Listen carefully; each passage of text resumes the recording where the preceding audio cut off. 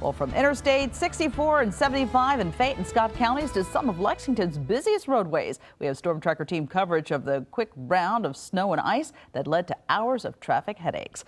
Good afternoon, everybody. I'm Dia Davidson. Thanks for joining us at noon. Chris Goodman has the day off. Let's start on the north side of Lexington, where roads came to a standstill this morning as conditions caused dozens of crashes as well as slide-offs. One of the biggest impacts, Leestown Road near Masterson Station. That's where we find LEX 18's Evelyn Schultz. She joins us live with the latest on the shutdown. Dia, hi there. Leestown Road is back open at this hour. What a difference a few hours make. Earlier, it was standstill traffic, and traffic was actually being diverted away from the outbound lanes. All of the lanes are once again back open as of this morning.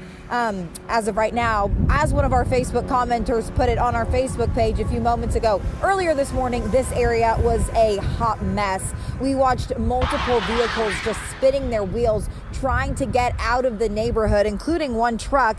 This was around 8 o'clock this morning when we first learned Leestown Road was shut down from Masterson Station north to around the county line. This was caused by dozens of crashes and slide-offs near Yarnellton Road. As police directed traffic away from the outbound lanes, traffic quickly piled up on Masterson Station streets. The slick conditions and all of that ice didn't help. It actually took our crew about an hour to get out of the neighborhood and back onto a main road just because we kept encountering such slick roads and so many backed up cars. I spoke with Lexington police a few moments ago. They actually told me there have been close to 90 crashes across the city since midnight last night. Luckily, the majority of those did not involve any injuries. They also said, as of now, no roads in the city are shut down. We're live in Lexington. I'm Evelyn Schultz, LEX 18 News. Evelyn, thanks so very much. And drivers over in Scott County also stopped in their tracks this morning. If they weren't sliding on roads, many were likely stuck in traffic backups like this one you see on Lyle Road behind me. That's in southeast Georgetown and runs parallel to Interstate 75. LEX 18's Michael Burke picks up the story from there. And Michael, I understand you were kind of stuck in the middle of all of it. Yeah, guys, what an absolute mess. It took me 3 hours to do my admittedly long 1 hour commute this morning as traffic on I-75 was at an absolute standstill.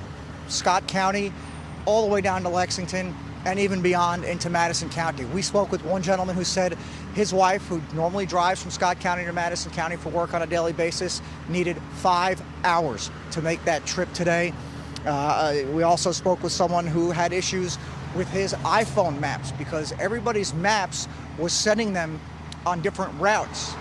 It happened to me no fewer than 8 or 9 times during the commute where it would tell me to go one way and then switch to another way, and then back and forth it went, and on it went. He said this happened to him as well, and it created some huge problems on these smaller roads that couldn't handle the added volume. It was a one-lane road with semis trying to go both ways. Now, did your phone tell you to do that? Yeah. Everybody's phone was doing that, and that's what was causing a big problem. Yeah, no, because they haven't taken care of none of the back roads, which I don't expect them to, but it's still icy back there, and I recommend staying off of that. How many hours did this cost you today? About an hour and a half. And we're back live in Scott County. So while I was sitting in that traffic for 3 hours and not moving, I was exchanging text messages with the Scott County Roads Department Chief, J.R. Brandenburg. I asked him what was going on. He said, I'm not the first person to call and ask. He said he'd been hearing it all morning long. He said they just got ambushed by this storm. The roads weren't treated, but the sunshine and warmer temperatures later today, coupled with the salt, it should do its job in time for the evening commute. Live in Scott County, I'm Michael Burke, LEX 18 News. Let's send it back to you. Seeing it right here in Lexington, it's a whole lot better a whole 8 hours later. Michael, thank you. The freezing cold, ice-covered roads had first responders really busy trying to keep people safe from car crashes to house fires. They handled it all. LEX 18's Evan Leak has more on how police officers and firefighters handled each call in the frigid conditions. Traffic is slick and slow on Versailles Road right now after a semi jackknifes trying to merge on. One of so many crashes that we've seen this morning after the snow and ice overnight made for some very dangerous road conditions. It makes it challenging not just for other drivers, but for first responders trying to keep people safe. The off-ramp was so slick by this crash, Lexington police officers actually pushing cars back onto the road to keep them from slipping, conducting traffic as well. Firefighters weathering the conditions too, responding to a house fire on Hayes Boulevard around 6 o'clock this morning. Lexington Fire Lieutenant Nugent tells me while his crews did need to mind the slippery roads while walking around, it thankfully did not stop them from putting the fire out quickly.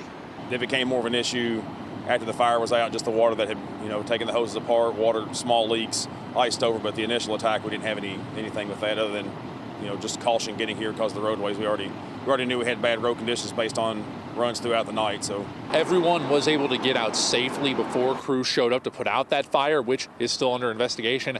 As for right now, with this semi crash, officers are still waiting for a tow as of right now. So maybe try to avoid New Circle and Versailles roads for the time being. In Lexington, Evan Leake, LEX 18 News.